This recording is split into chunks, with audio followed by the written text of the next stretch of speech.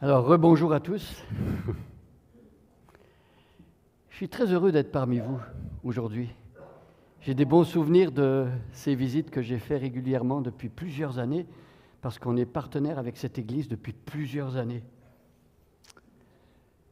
Alors, on me dit qu'on a le droit de souhaiter la bonne année jusqu'à la fin du mois de janvier. Donc, moi, je vous souhaite une bonne année 2024. Je prie que la joie, la paix et la grâce du Seigneur vous accompagnent à tous les jours de cette nouvelle année. Que Dieu vous fortifie. Alors, en commençant mon message, je voudrais vous poser une question. J'aime bien poser des questions. Là, il va y avoir sur l'écran une photo, une image avec 3 parties. Je pense qu'on va dérouler. Il y aura 3 choses en commun. Et ma question, c'est qu'est-ce que ces 3 images ont en commun? Qu'est-ce que ces images ont en commun? C'est le contraste. Et oui, évidemment, vous voyez, un gros contraste. On a d'un côté l'homme le plus grand à côté du plus petit. C'est impressionnant, ça. On a un autre contraste de couleur, c'est un chat blanc à côté d'un chat noir. Et puis, on a l'autre contraste, c'est un homme assez musclé qui fait un bras de fer avec un homme un peu comme moi, un peu moins musclé. Un gros contraste. Alors, les textes qu'on va étudier ce matin nous présentent aussi un contraste, vous allez le voir. Alors, voici le plan que je vous propose ce matin. On peut faire défiler les slides. Je vais vous parler du contexte du psaume 90 après, mais on peut regarder la prochaine slide. Alors, je vais vous parler d'abord, dans la première partie, du caractère de Dieu. Deuxième partie, on va voir la condition humaine. Troisième point, on va se pencher sur les raisons de la misère des hommes sur la terre. Et puis finalement, 4e point, on va survoler la prière de Moïse. Mais avant de lire, je vais vous donner justement les éléments de contexte. On peut revenir à la slide précédente. Les éléments de contexte. Ce psaume, si vous avez lu les psaumes, vous allez comprendre que c'est un psaume unique dans toute l'Écriture. C'est le plus ancien psaume du recueil biblique. Il y a 150 psaumes et celui-là, c'est le plus ancien. Il a été écrit il y a plus de 3 millénaires. Vous vous rendez compte? 3500 ans. Et l'auteur, c'est Moïse. Alors, la plupart des commentateurs bibliques pensent que Moïse aurait écrit ce psaume pendant que le peuple d'Israël était dans le désert au moment où il s'apprêtait à entrer dans le pays promis. Alors, l'intitulé du psaume, vous avez vu, c'est écrit « Moïse, l'homme de Dieu ». Waouh! C'est vrai que Moïse, c'est le prophète par excellence dans l'Ancien Testament, figure centrale de l'Ancien Testament. Il a marché avec le Seigneur pendant 80 ans. Moïse a vécu le faste de l'Égypte, il a été prince d'Égypte. Il a vécu la libération de l'esclavage avec son peuple et il a fait la traversée dans le désert. Moïse, l'homme de Dieu. Moïse a parlé avec Dieu face à face. Vous vous rendez compte? Face à face. Alors ici, Moïse fait une sorte de rétrospective de la vie de son peuple et on voit ça au verset 1 et 2 du psaume. J'aimerais qu'on lise les 2 premiers versets à nouveau. Ils vont apparaître sur l'écran. Je relis. Prière de Moïse, homme de Dieu. Seigneur, tu as été pour nous un refuge de génération en génération avant que les montagnes fussent nées et que tu eusses créé la terre et le monde d'éternité en éternité. Tu es Dieu. On avait lu le texte au complet, on le redit maintenant. Je vais prier. Courbons-nous. Seigneur, nous te demandons tout simplement à ce moment-ci de nous aider à comprendre ta parole. Nous demandons une action particulière du Saint-Esprit dans nos vies pour que nous comprenions ce que tu as à nous dire ce matin. Nous croyons que ta parole nous parle, quelle que soit notre situation, quels que soient nos besoins. Seigneur, touche-nous ce matin, pour l'amour de Jésus et pour la gloire de ton nom. Amen. Alors, question. En lisant les 2 versets qu'on vient de lire, quel est le fait saillant de l'histoire d'Israël selon le prophète Moïse?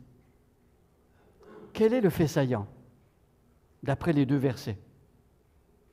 Je vous donne la réponse.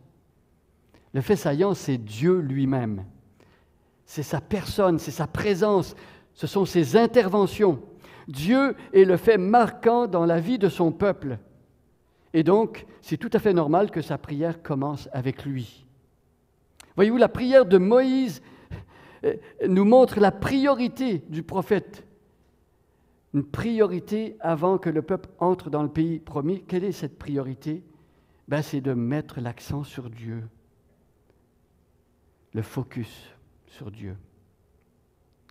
Et j'aimerais dire que pour nous aussi, en commençant la nouvelle année, on n'a que 3 dimanches dans la nouvelle année, j'aimerais dire qu'on veut, j'espère, et c'est notre prière, on veut comme Moïse se concentrer sur Dieu. On veut que Dieu soit au centre de la cible de nos vies. Dieu. Donc dans les 2 premiers versets du psaume, Dieu est présenté comme le rocher des siècles. Celui qui ne change pas, celui qui ne bouge pas. Dieu est un refuge. Il était là avant que les montagnes soient créées. Alors quand on va dans une région du Canada où il y a des montagnes comme les montagnes rocheuses, on se dit « Waouh, ça c'est du solide, ça ne bouge pas ». Dieu était là avant. Dieu est éternel. Petite anecdote personnelle. Alors je pense que quelques-uns d'entre vous, vous savez que je suis originaire de Drummondville, je viens de le dire. Alors j'ai été absent pendant 30 ans. J'étais en Europe, 3 décennies. Alors voyez-vous, quand je suis revenu le 14 août dernier à Drummondville, qu'est-ce que j'ai eu envie de faire? Je suis allé dans des endroits publics. J'ai essayé de retrouver des visages familiers. Quand vous avez été absent longtemps, vous allez quelque part, vous dites, est-ce que je vais retrouver quelqu'un que je connais? Je me suis dit, peut-être que je vais rencontrer des personnes de l'école secondaire, peut-être des voisins, personnes que j'ai connues il y a longtemps. Mais je n'en ai pas vu. Je n'en ai pas vu. Je suis allé dans le quartier où j'ai grandi. Il y avait plein de nouveaux lotissements. Ça n'existait pas quand je vivais à Drummondville. Il y a plein de rues nouvelles. Beaucoup de choses ont changé à Drummondville. Et voyez-vous, c'est comme ça la vie. Le temps passe, les choses évoluent. Et Moïse nous rappelle dans les 2 premiers versets de notre psaume que quand tout bouge autour de nous, quand tout change, c'est important d'avoir un point d'ancrage, un point où se fixer. Dieu est un refuge, une demeure, un havre. Il est le rocher des siècles, il ne bouge pas. Dieu est stable, Dieu est solide. Alors mes amis, moi je ne sais pas de quoi 2024 va être fait. Mais on n'a pas besoin d'être prophète pour dire qu'il y aura certainement des choses qui vont changer dans la nouvelle année. Certainement. Il y aura peut-être des arrivées dans l'Église, dans nos vies. Il y aura peut-être des départs. Il y aura des mariages. Il y aura des naissances. Il y aura des funérailles. Oui, il y aura du changement. Mes amis, avoir Dieu comme ancrage en 2024, c'est ça qui va nous apporter une vraie sécurité dans notre vie. On a besoin de sécurité quand tout bouge autour de nous, pas vrai? On a besoin de fixer notre attention sur Dieu, comme Moïse au début de sa prière. Alors, on va lire la suite du psaume, psaume 90, versets 3 à 6. Je pense qu'il y aura un slide. Donc, je résume, caractère de Dieu, on vient de le voir, fidèle et une sécurité. Donc, on lit les versets 3 à 6. « Tu fais rentrer les hommes dans la poussière, et tu dis, fils de l'homme, retournez. Car 1000 ans sont à tes yeux comme le jour d'hier quand il n'est plus, et comme une veille de la nuit, tu les emportes, semblable à un songe qui le matin passe comme l'herbe, elle fleurit le matin et elle passe, on la coupe le soir et elle sèche. » Alors si les premiers versets du psaume 90 nous parlent d'abord de Dieu comme le seul vrai facteur de stabilité dans notre monde et dans notre vie, les versets qui suivent nous décrivent une autre réalité. Les versets 3 et 6 tournent maintenant les projecteurs vers ce qui se passe ici-bas sur le plancher des vaches parmi les hommes. Et là, il y a un contraste. Moïse veut nous faire voir le contraste énorme, absolu même, je dirais, entre Dieu et les êtres humains. Dieu est permanent, mais nous, on est passagers. Dieu est saint, nous, on est des pécheurs. Dieu est éternel, nous, on est des mortels. Contraste. Dieu est en dehors de l'espace et du temps, nous, on est dans l'espace et le temps. Et voyez, il y a un gouffre infini qui nous sépare de lui. Alors, les 2 premiers versets nous montraient un Dieu inébranlable. Les versets 3 et 6 nous font voir maintenant le côté fragile de la vie humaine. Qu'on l'admette ou pas, qu'on l'accepte ou pas, nous sommes faibles. Nous sommes éphémères. Nous sommes transitoires. Ce que Moïse exprime dans les versets 3 et 6 me fait penser aux paroles d'une des chansons des Cow-Boys fringants. Qui connaît les Cow-Boys fringants? Connu, hein? Les Cow-Boys fringants. Moi, j'ai découvert ça en France. Mon fils, qui habitait en France, écoutait des chansons des Cow-Boys fringants. Surprenant, hein? Même à l'IBG, ils mettaient ça, et les autres étudiants écoutaient les chansons des Cow-Boys fringants. Pas mal, hein? Alors, regardez la prochaine slide, vous allez voir les paroles du texte des Cow-Boys fringants. C'est la chanson des étoiles filantes. Travailler et faire de son mieux, en arracher s'en sortir et espérer être heureux, un peu avant de mourir, mais au bout du chemin, dis-moi ce qui va rester de notre petit passage dans ce monde effréné. Après avoir existé pour gagner du temps, on se dira que l'on n'était finalement que des étoiles filantes. Wow. Karl Tremblay nous a quittés il n'y a pas si longtemps. Et quand j'ai lu les paroles de ce chant, je me suis dit, c'est l'illustration de sa vie. Une étoile filante, lui aussi. C'est important pour nous, au début de 2024, de connaître ce que Dieu dit au sujet de la vie humaine sur la terre, de se rappeler de cela. Le philosophe Socrate, philosophe grec qui a vécu avant Jésus-Christ, il disait en son temps que l'une des clés de la sagesse, c'était de se connaître soi-même. Connaissez l'adage « Connais-toi toi-même ». Eh bien, le psaume 90 nous enseigne également l'importance de se connaître soi-même. C'est important de se connaître soi-même. Mais j'aimerais souligner ceci. Vous l'avez certainement remarqué dans le psaume 90, pour Moïse, se connaître soi-même, ça ne vient pas en premier. Vous avez remarqué ça?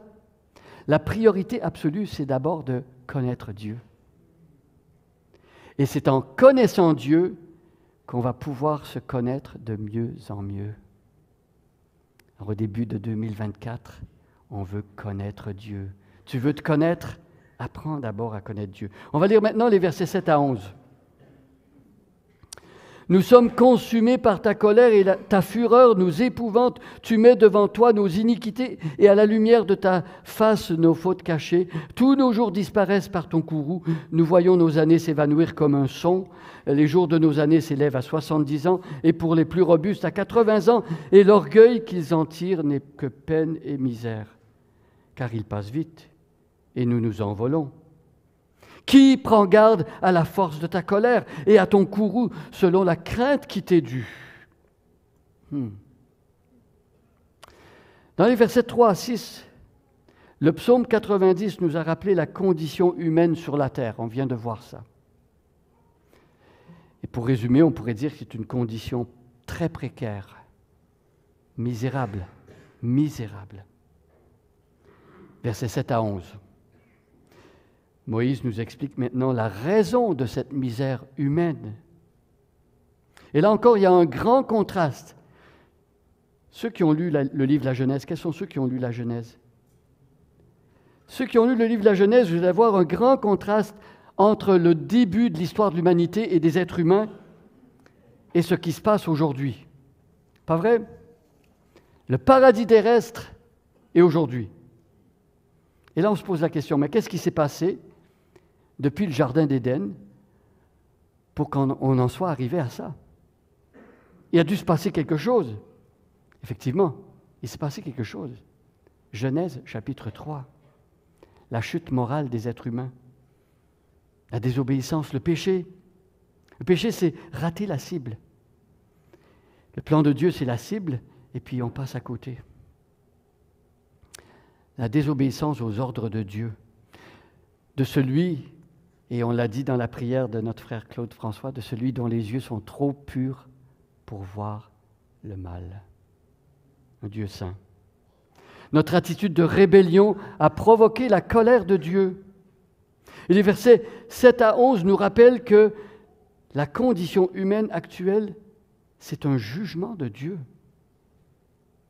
L'être humain est condamné à vivre une vie courte, une vie marquée par la vanité.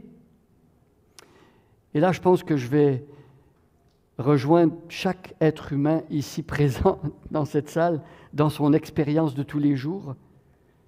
C'est pas vrai qu'on commence à construire quelque chose qui va finir par se détruire. Qui a déjà vécu ça? Tu construis une belle maison, quelques années après, c'est cassé, c'est fini, il faut reconstruire. On crée des liens avec des personnes qui vont nous quitter. Nous, on va aussi les quitter. Voyez? Notre vie est comparée dans le psaume 90 à un son, à un rêve, à une vapeur, à un souffle. Alors, si vous faites chauffer votre eau pour un café le matin, la vapeur, vous voyez, ça monte dans les airs et puis ça disparaît. C'est très rapide. On est aliéné par rapport à Dieu et à notre prochain aussi. Et finalement, on meurt. Terrible constat. Terrible. Pourquoi est-ce que Moïse commence son psaume et nous parle de cette manière dans le seul psaume qu'il a écrit?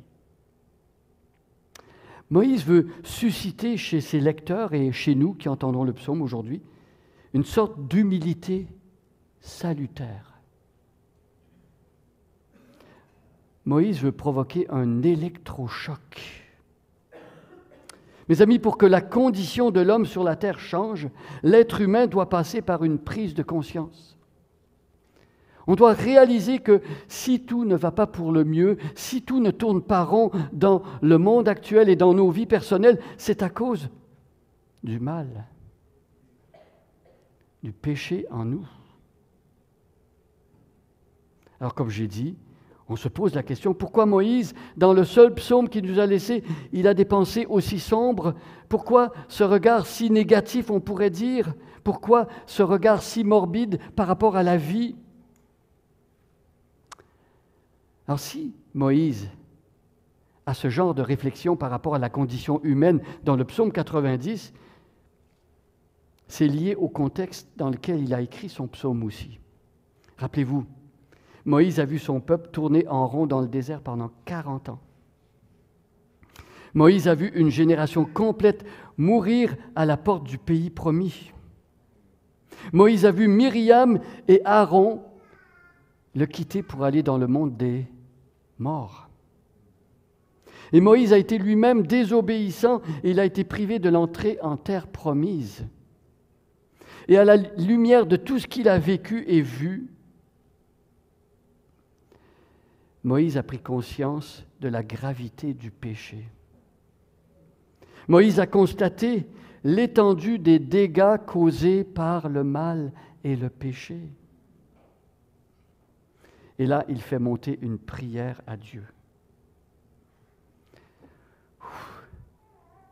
Quelle grâce que la prière! Hein? Quand on prend conscience de la réalité comme Moïse en a pris conscience, quelle grâce de la prière! Quelle grâce que de pouvoir invoquer Dieu. Merci Seigneur, parce qu'en face de si grande misère que nous expérimentons, en face de profondes souffrances que nous vivons dans la vie actuelle, on peut aussi avoir recours à la prière. Vous n'êtes pas reconnaissant, vous, de ce qu'on puisse prier Dieu? Moïse prie Dieu. Quelle grâce que la prière! On va examiner maintenant dans la dernière partie du psaume 90 justement la prière de Moïse. Je vais lire les versets 12 à 17. Enseigne-nous à bien compter nos jours, afin que nous appliquions notre cœur à la sagesse. Reviens, Éternel, jusque à quand? Aie pitié de tes serviteurs. Rassasie-nous chaque matin de ta bonté, et nous serons toute notre vie dans la joie et l'allégresse. Réjouis-nous autant de jours que tu nous as humiliés, autant d'années que nous avons vu le malheur, que ton œuvre se manifeste à tes serviteurs et ta gloire sur leurs enfants. Que la grâce de l'Éternel notre Dieu soit sur nous. Affermis l'ouvrage de nos mains. Oui, affermis l'ouvrage de nos mains. Alors, dans ce passage, Moïse va formuler 6 requêtes de prière à Dieu. Et j'aimerais qu'on les regarde rapidement, et peut-être qu'on pourrait faire de ces requêtes de prière nos prières pour 2024. Première requête, enseigne-nous à bien compter nos jours. Depuis l'école primaire, on a appris à compter. Qui n'a pas appris à compter à l'école primaire? On a appris à compter dès notre plus jeune âge. On a appris à additionner, à soustraire. On a appris des tables de multiplication. On les a peut-être un peu oubliées, mais on les a quand même appris. On sait compter. On sait compter le nombre de frères et de sœurs qu'on a dans notre famille. On sait compter le prix de l'essence quand on va à la pompe et ça fait mal. Le fermier sait compter le nombre de vaches qu'il possède et de cochons ou de peu importe l'animal.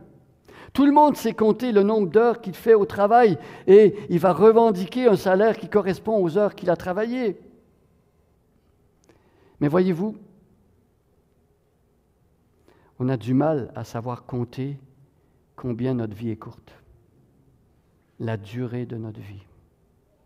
Moïse nous dit qu'apprendre à faire ce calcul, c'est plus important que toutes les opérations mathématiques qu'on pourrait apprendre à l'école.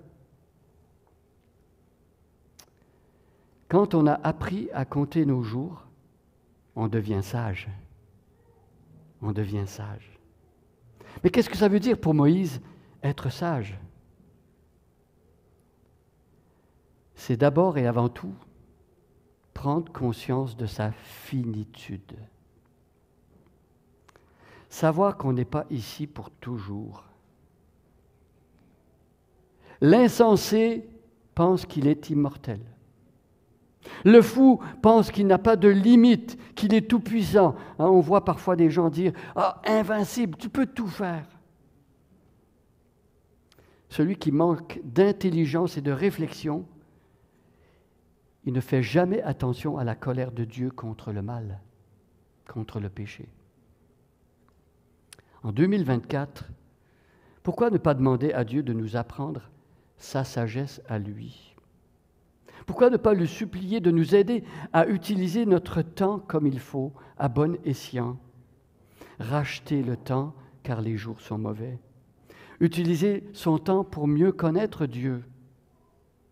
Alors, après avoir demandé à Dieu de l'aider à apprendre à compter ses jours, Moïse demande, pour la deuxième requête, il demande à Dieu d'avoir pitié de son peuple et de revenir. Je dois avouer qu'en préparant le message, cette deuxième requête m'a beaucoup intrigué. Pourquoi demander à Dieu de revenir? Est-ce que Dieu aurait quitté notre monde après l'avoir créé? Il y a des personnes qui pensent ça, des agnostiques. Ils croient que Dieu a mis le monde en branle et puis il a ensuite abandonné le monde. Une petite chiquenaude, il met le monde en branle et puis ensuite il s'en va. Le monde serait comme un avion sans pilote. Selon la Bible, Dieu n'a jamais quitté notre monde. Il est omniprésent. On ne peut pas fuir sa présence, psaume 139. Où irai-je loin de tes pensées? Où fuirai-je loin de ta face? Et en plus, il promet de ne jamais délaisser son peuple. Je ne t'abandonnerai pas, je ne te délaisserai pas. Alors, question se pose. Si Dieu n'a jamais quitté le bateau, comment... Alors il faut comprendre cette phrase « reviens ». Comment comprendre ça? Reviens. De quelle manière Dieu doit-il revenir? Moi, je pense qu'il s'agit ici de sa présence manifeste. Moïse demande à Dieu de manifester à nouveau sa présence à son peuple pour que son peuple en ait conscience. Moïse supplie le Seigneur, rends-nous sensibles au fait que tu sois là. Vous savez, on peut ne pas être conscient que Dieu est là. Il peut arriver qu'on ne soit pas sensible à la présence de Dieu. Je fais penser à Jacob à Béthel. L'Éternel était dans ce lieu et je ne le savais même pas. On a l'impression que Dieu est loin. En réalité, ce n'est pas lui qui nous a abandonnés. C'est nous qui avons lâché sa main. Et on a parfois besoin de lui demander de revenir. En 2024, on veut qu'il rende nos cœurs sensibles à sa présence. On veut rechercher son intimité peut-être comme jamais auparavant. On désire qu'il intervienne dans notre vie. Peut-être qu'au cours de l'année dernière, en 2023, Dieu ne nous a pas semblé aussi proche qu'on l'aurait souhaité ou voulu. C'est que nous, on n'a pas été aussi proche de lui qu'on aurait pu l'être. Ma prière, c'est qu'aujourd'hui, et souvent pendant la nouvelle année, on puisse, dans un mouvement peut-être de repentance, demander à Dieu, collectivement, en tant qu'Église ou personnellement, on peut demander à Dieu, Seigneur, sois proche. Seigneur, fais-moi goûter ton intimité. Sois à nouveau le centre de ma vie. J'ai besoin de ça. Alors Moïse continue sa prière en demandant ensuite à Dieu de le satisfaire, lui et tout son peuple. Rassasie-nous de ta bonté. Et cette troisième demande, elle est fondamentale. Rassasie-nous de ta bonté. Sur le plan physique, on a tous besoin de bien se nourrir, n'est-ce pas, pour être en santé. Quand on ne mange pas bien, on n'est pas en santé. Alors j'aimerais qu'on se pose la question au début de 2024. Quel est l'état de santé de notre vie spirituelle? Est-ce que Dieu, au jour d'aujourd'hui, tu peux dire qu'il satisfait ton âme? Est-ce que Dieu satisfait ton âme? Est-ce qu'on fait attention à ce qui nourrit notre esprit? En 2023, on s'est peut-être habitué à remplir notre pensée de toutes sortes de choses, des choses qui ont coupé notre appétit spirituel. Ma mère me disait quand j'étais jeune, « Pierre, il ne faut pas manger des gâteaux, des bonbons avant le repas, tu vas couper ton appétit. » Vous savez, quand on mange toutes sortes de choses, on ingurgite des choses qui ne sont pas bonnes, on n'a plus faim pour les bonnes choses après. Alors peut-être qu'on a eu faim pour des choses autres que Dieu dans le passé. Et ces choses nous ont toujours laissés sur notre faim. Vous connaissez l'histoire de la femme samaritaine. Elle avait eu plusieurs maris, mais son âme était insatisfaite. Elle pensait que les hommes allaient la satisfaire. Elle était insatisfaite. Et quand Jésus lui a donné l'eau vive, elle a laissé sa cruche derrière elle. Elle était satisfaite. Voyez? Alors, combien de personnes ici ce matin ont pris des résolutions pour 2024 en rapport avec votre alimentation? Peut-être un régime. Seigneur, cette année, je vais couper le gras, le sucre. Est-ce qu'il y en a qui ont... peut-être un petit peu, des fois, ça arrive, ça, hein? Eh bien, il faut penser aussi à l'alimentation spirituelle. Comment allez-vous nourrir votre cœur en 2024? Au verset 14, Moïse demande à Dieu, « Rassasie-nous de ta bonté. » C'est intéressant. Pas seulement de se nourrir, mais de se nourrir de sa bonté. Mes amis, ce qui peut nourrir nos cœurs à satiété pour qu'on n'ait plus faim, ce qui peut nourrir nos vies à tous les jours, c'est la bonté de Dieu. On a besoin de se rappeler constamment que Dieu est bon. Est-ce qu'on oublie ça parfois? On vit des épreuves et puis on ne voit plus la bonté de Dieu.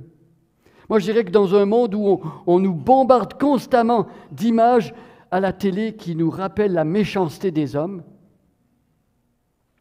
je pense que c'est important de remettre devant ses yeux la bonté de Dieu. Dieu n'est pas comme les hommes. Les hommes sont méchants souvent, mais Dieu est bon. Et je prie que le souvenir de sa bienveillance nourrisse notre vie intérieure à tel point qu'on n'aura plus faim pour autre chose. Rassasie-nous de ta bonté. 4e pétition. Moïse demande la joie. Vous savez, quand les Israélites, au temps de Néhémie, étaient en train de perdre courage parce que c'était dur de reconstruire la ville, les murailles de Jérusalem, en face des grands défis, il y avait des gens qui se moquaient d'eux. Néhémie a exhorté le peuple à la joie. La joie du Seigneur sera votre force. Ici, Moïse supplie Dieu de ramener la joie au sein de son peuple. Seigneur, renverse la situation pour nous. Change notre tristesse en allégresse. Relève-nous de notre humiliation. Peut-être certaines personnes ont vécu des moments d'humiliation dans leur vie ces derniers temps. Transforme nos larmes en cris de joie. Alors ceux qui sont dans l'Église ici depuis quelque temps ou depuis longtemps, peut-être que vous estimez que l'Église a vécu son lot d'épreuves et vous dites en 2024, est-ce que ça pourrait changer, Seigneur? Est-ce qu'il y a des personnes ici qui languissent pour que des jours meilleurs viennent sur l'Église du plateau? Hein? Il y a toujours place pour améliorer, que ça aille mieux, des jours meilleurs. Alors selon le psaume 90, c'est tout à fait légitime d'avoir un désir, de languir pour que le Seigneur nous relève, qu'il amène la joie. Alors ma prière, c'est que chacun d'entre nous, on désire cela pour l'Église du plateau. Seigneur, ramène ta joie dans le cœur de tes enfants qui sont affligés actuellement. Mets la joie au sein de ton Église, là où il y a la peine. Seigneur, tu vois combien cette Église, par moments, a pu vivre des moments difficiles. Seigneur, relève-la, réjouis-la d'une joie profonde à cause de ton nom et pour ta gloire. Vous dites Amen? C'est ce qu'on veut demander au Seigneur. Alors, l'avant-dernière requête de Moïse, c'est une prière pour voir Dieu agir. Manifeste ton œuvre. Moïse veut voir les œuvres de Dieu s'accomplir ici et maintenant. On veut que Dieu agisse, n'est-ce pas, aujourd'hui, demain, après-demain. Mais il veut que son œuvre s'accomplisse dans la durée également. Il demande que les actions de Dieu soient rendues visibles, pas seulement pour nous, mais pour nos enfants et pour la génération qui vient après. Est-ce que vous pensez en ces termes-là parfois? C'est bien que tu nous bénisses maintenant, mais la prochaine génération? C'est un petit peu comme si Moïse demandait « Rends ton œuvre pérenne et durable à Gatineau ». Si on aime l'Église du plateau, on ne veut pas que l'œuvre à l'Église du plateau se termine avec nous. Hein? Je dis, c'est bien, là ça va bien, mais après, hein? On pense aux générations futures. On veut voir de plus en plus de jeunes qui sont arrachés au monde et qui viennent dans l'Église ici. On prie pour que nos jeunes qui sont actuellement loin du Seigneur, et ça brise nos cœurs dans nos familles, que ces jeunes-là reviennent au Seigneur. On prie pour qu'il y ait des familles fortes dans l'Église. C'était la prière ce matin.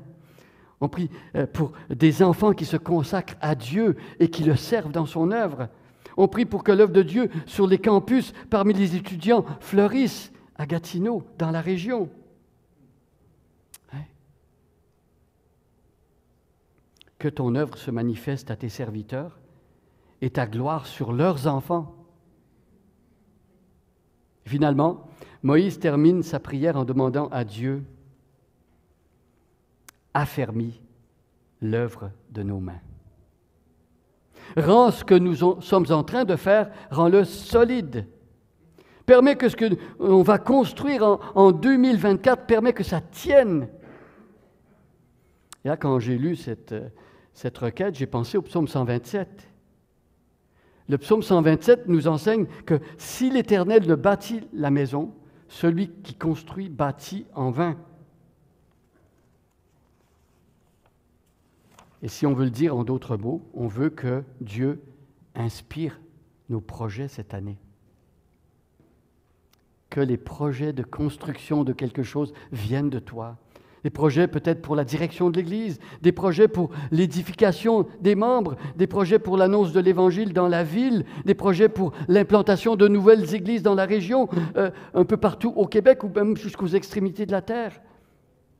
Seigneur, mets-nous à cœur tes desseins. Fais que ce que nous sommes en train de faire ait une valeur éternelle. Amen. Une valeur éternelle.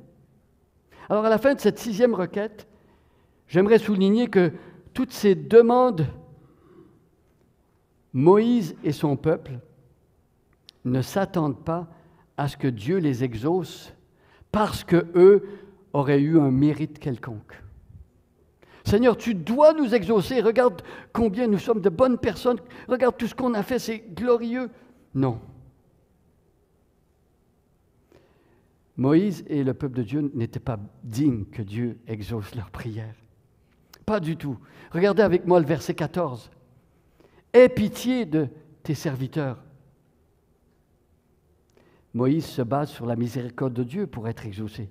Ensuite, verset 17, « Que la grâce de l'Éternel notre Dieu soit sur nous. » Moïse se fonde sur la grâce de Dieu pour que Dieu l'exauce. Mes amis, on reçoit de Dieu l'exaucement à nos prières comme un cadeau, une faveur que l'on ne méritera jamais. Alors, je résume la prière de Moïse dans mes propres mots. Essentiellement, Moïse demande à Dieu, apprends-nous à compter nos jours. Seigneur, manifeste-toi, satisfais-nous, relève-nous, rends ton œuvre pérenne et construis avec nous quelque chose qui tient. Voyez? Alors j'arrive à la fin. En préparant le message de ce matin, je me suis rendu compte que la prière du psaume 90, vous savez quoi? Elle a déjà été exaucée. Vous savez, la permanence dans nos vies, le désir d'éternité, la délivrance de la colère à venir, le pain qui nous nourrit, l'œuvre de Dieu qui se manifeste et qui dure. Vous savez quoi? C'est l'Évangile qui nous promet tout cela. Pas vrai? On a tout ça dans l'Évangile. Et c'est seulement le prophète comme Moïse, Deutéronome 18, Jésus, c'est seulement en lui qu'on peut obtenir tout cela, Jésus. On a tout pleinement en lui, c'est lui qui nous satisfait. Alors, au début de 2024, demandons à Dieu qu'il nous accorde de mieux connaître Jésus, de le suivre de plus en plus près à tous les jours de la nouvelle année, pour sa gloire. Amen.